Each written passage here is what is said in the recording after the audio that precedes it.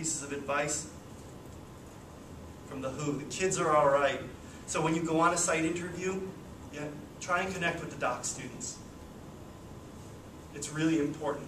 I did it because I like doc students. I hadn't had one in 3 years, and I'm like, what do you guys like? But at the same time, that's a big part of the business of being a professor. And so you'll get a feel for what the program is like through the doc students, and they'll get a feel for if you're a good fit by interacting with you. So it's very important to do that. Spend time, talk to them. What's going on? What are you doing? What are you involved with? And then finally, be yourself. Because if you get a job where you pretended to be somebody else, then you have to pretend that you're somebody else for a long time. Or else people are going to figure out it wasn't the right job for you. So just be yourself in the first place.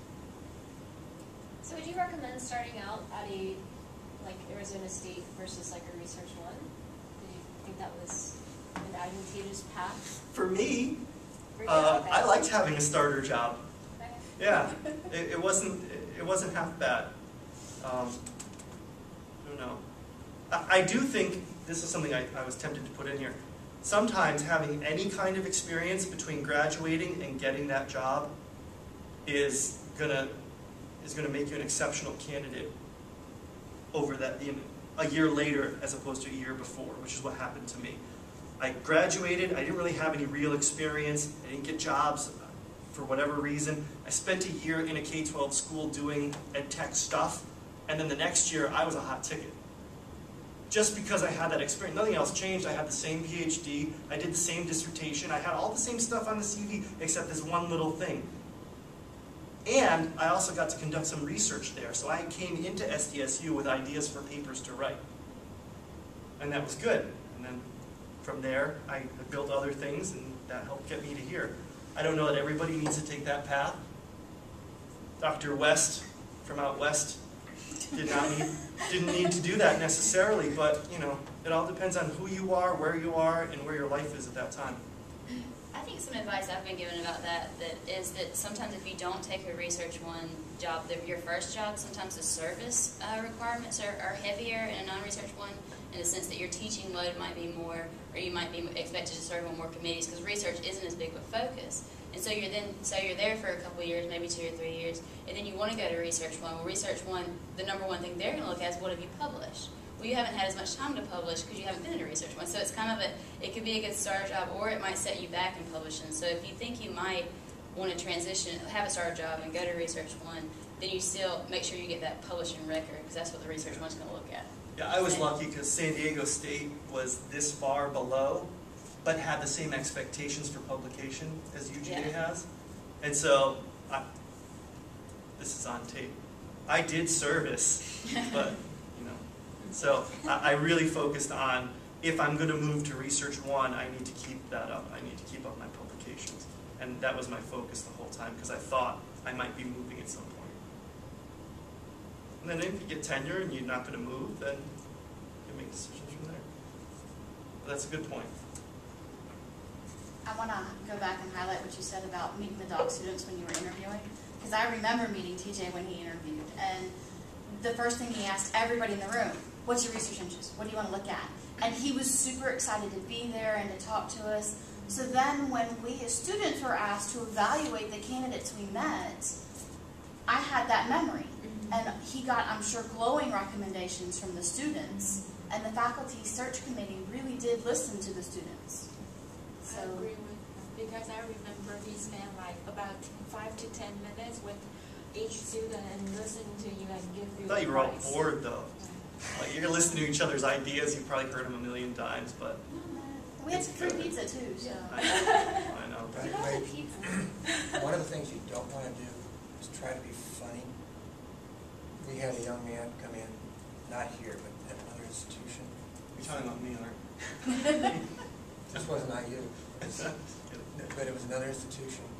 And at one point we said, you know, what research do you have in mind, you know, doing? And would you be working, you know, what kind of graduate students would you like to bring in? And he made some offhand remark about how, I can't remember what it was. It was something to disparage graduate students as being fodder for him. Some kind of, well, these are my worker bees, and they'll just do my work for me. Oh. And he never got past day one. No. We just packed him up and sent him home. So I would tell him, don't be yourself. Pretend you like doctoral students for at least 2 days. It was just horrible. I mean, and I think he might have been trying to be funny, but he was out to lunch with another senior guy and me, and we were sitting there looking at him like, I can't believe you said that. Time to go back. Yeah. Yeah, and the committee's not going to ask you to follow up on something like that. No, You know what I mean? we never talked You about have just a few chances to impress upon them who you are and what you're about, and you better do a good job. humor. If it was humorous, it fell flat. And if he was serious about it, then Definitely not a fit. it wasn't a good fit, not for No. us. I mean, one of the things we're looking for are people who will work with our students. People who will, you get out of your degree program what you and your advisor put in together.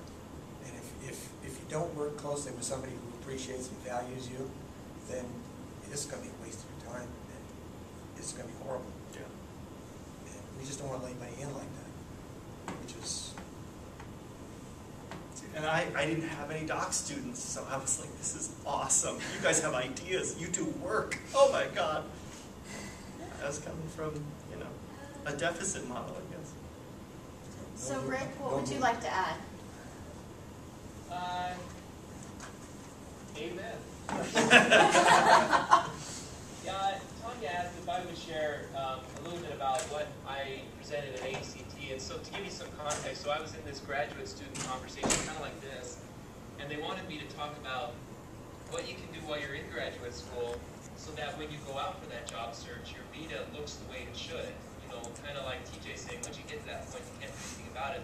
So what can you do, kind of knowing down the road what you want, kind of job you want, so that you can be ready for it.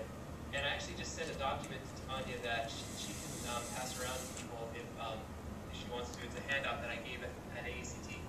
But I think one thing to keep in mind, and this has kind of been mentioned by everyone else here, is knowing what kind of job you want and what the currency is to buy yourself that job. Because as long as the fit is good, like Al's saying, you can pretty much buy yourself an interview if you have enough qualifications in what it is that is important for that job. So if it's a research faculty position, then it's research publications. And if you have enough good quality research publications, then you're going to be fine.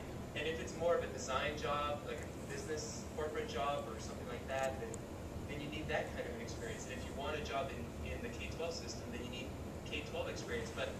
Or if you want to go to a teaching university, then you need to have good teaching evaluations and good teaching experience. But you need to know what it is that's going to buy yourself the interview that you want. And think about that now and realize that it's not your classes.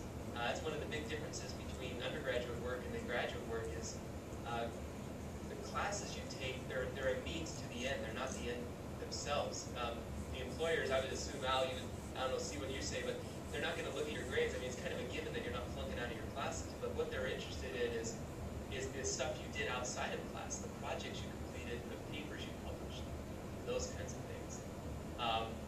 So anyway, it's kind of weird to just talk about. I'll just keep going. Maybe Al and TJ, if you have anything to add, but one thing that I think is important is just trying to keep that in mind. So if your goal is publications, then everything you do should be publication oriented. So if you do a class paper in class, like we had a qualitative class, and we needed to write a paper for that class. Well, instead of thinking of it as just a class paper, think of it as this is a pilot study that I'm going to publish, and talk to your professor about that. Say, can you give me feedback on this as if you were a reviewer for a journal, because that's what I want to do, and I'm going to revise it over Christmas break and submit it to a journal. So publish things you write for classes. If you're teaching, publish on the teaching interventions that you do in your classes. Ask your professors like TJ saying, they love to work with students. They just love it. And it's so exciting for me now as a professor if a student knocks on my door and says, hey, I've got an idea for a project. Would you work with me on it? And I'm like, yeah, that sounds great.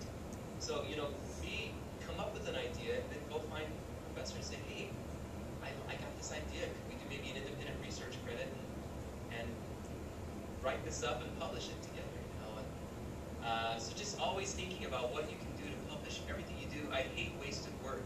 I hated that as a student. I still do. If you're going to write something for grad school, you might as well write it in a way that it could eventually be a publication of some kind. So anyway, I'll just throw that out there, and I had a few more, but I don't know. What did you guys think? Any questions about that, or thoughts, TJ, Al, or